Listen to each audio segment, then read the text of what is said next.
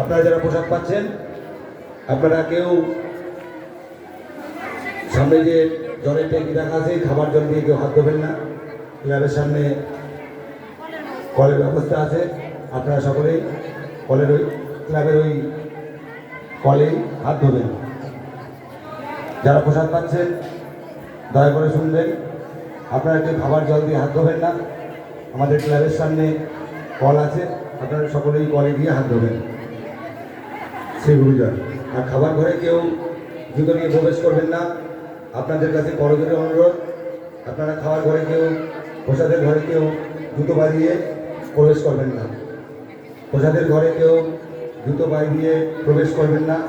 আপনাদের কাছে আমাদের করজোড়ে এই মিনতি রইল। শ্রী গুরুজন।